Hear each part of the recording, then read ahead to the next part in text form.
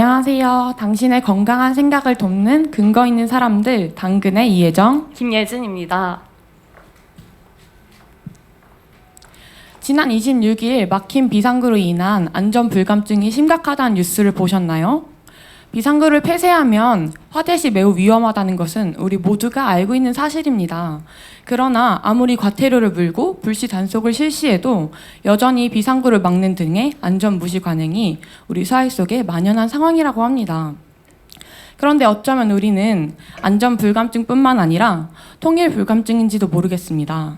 주변 사람들에게 설문을 요청했습니다. 첫 번째 질문에 대해서는 73%가 예라고 대답했지만 두 번째 질문에 대해서는 25%가 감소한 48%만이 예라고 답변하였습니다. 추가 질문에 대해서도 막연한 답변이 대부분이었습니다. 이 설문을 통해 저희는 사람들이 생각보다 통일에 대해 막연하게 여기고 있으며 또 통일을 자신의 일로 가져와 생각해 본 사람이 의외로 적음을 알 수 있었습니다. 미디어를 통해 대충 알고는 있지만 현실을 삼가는 동떨어진 막연한 일. 이것이 바로 통일의 현주소가 아닐까 싶습니다. 통일에 대한 인식이 이러하니 통일에 대한 준비도 쉽지 않을 수밖에 없습니다. 그러나 통일의 전조는 계속해서 보이고 있습니다. 문재인 대통령은 지난 남북미 정상회담에 대해 사실상의 적대관계 종식선언이라고 평가했습니다. 남북 정상회담은 휴전 이래로 꾸준히 열리고 있으며 세계 열강들은 남북한의 행보에 관심을 두고 있습니다. 북한에도 변화의 바람이 불고 있는데요. 탈북민들을 대상으로 한 다음 자료에 따르면 이 질문에 대해서는 82%가 그렇다고 대답하였고 또 이 질문에 대해서도 100%, 즉 한 명도 예외 없이 그렇다고 답변하였습니다. 독일의 서독TV처럼 한류가 남북한의 문화적 이질감 해소와 동질감 회복에 도움을 주고 있는 것입니다. 계속되는 정상회담, 다양한 영역에서의 동질감 회복의 과정, 그야말로 어느 날 갑자기 통일이 찾아와도 이상하지 않아 보입니다. 이렇게 언젠가 전쟁이 끝나고 통일이 찾아왔을 때 우리는 준비되지 않은 상태로 통일을 맞이할지도 모르겠습니다. 언젠가 통일이 찾아왔을 때 우리가 준비되지 않은 상태라면 어떨까요? 통일된 한반도를 하나의 몸이라고 생각해 봅시다. 몸의 모든 기관이 정상적으로 기능을 수행해야 그 몸이 비로소 건강하다고 볼 수 있습니다. 그런데 만약 위험에 걸렸을 때 다른 기관들이 위가 아파? 그런 건 위가 알아서 해결해 라고 말할 수 있을까요?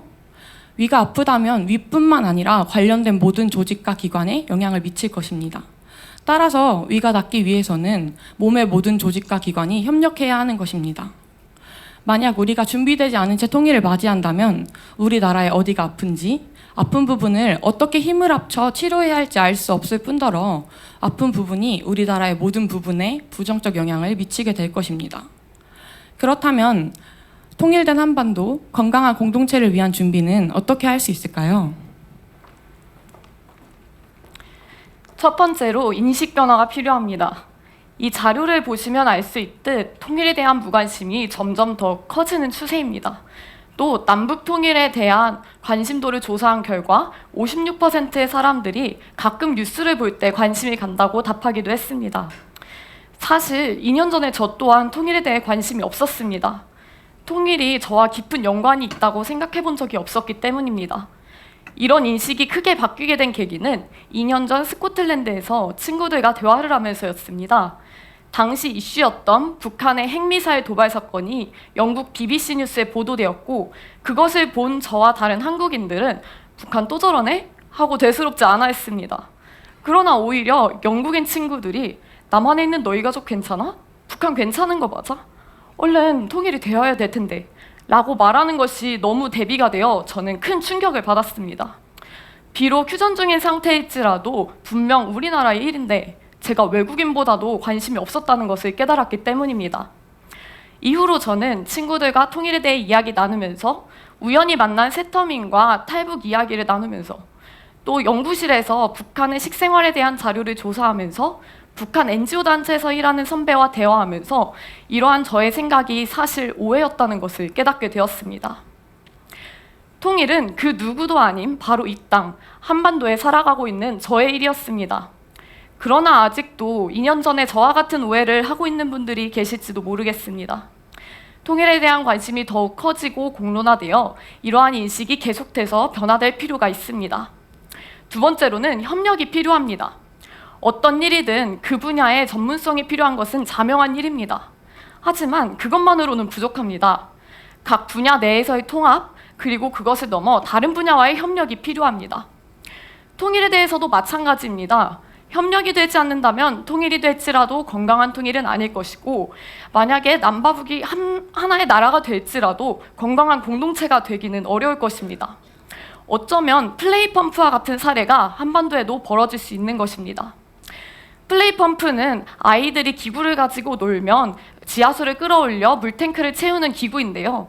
아프리카의 물 부족을 돕는 획기적인 적정 기술로 평가되었습니다. 하지만 시간이 지나면서 점점 버려지거나 철거되기 시작했는데요. 아이들은 더 이상 기구를 갖고 놀지 않았고, 여자나 노인이 혼자 돌리기에는 너무 무거웠으며 고장난 기구를 고칠 자체 기술력도 없었기 때문입니다. 이 기술을 다방면에서 고려하고 논의하고 할 수 있었다면은 사실 성공적인 사례가 될 수 있었을지도 모릅니다. 저는 통일 이후 북한의 임산부 영양 상태 개선을 위한 도시락 지원 사업을 생각해 보았습니다. 이 사업의 핵심은 임신 주수별 필요한 영양소를 공급받을 수 있도록 하는 것인데요. 역자임새 있는 식단으로 하루 3끼니와 간식, 영양제 등을 배달해주는 방식입니다. 처음 이 생각이 떠올랐을 때에는 정말 좋은 아이디어라고 생각했습니다.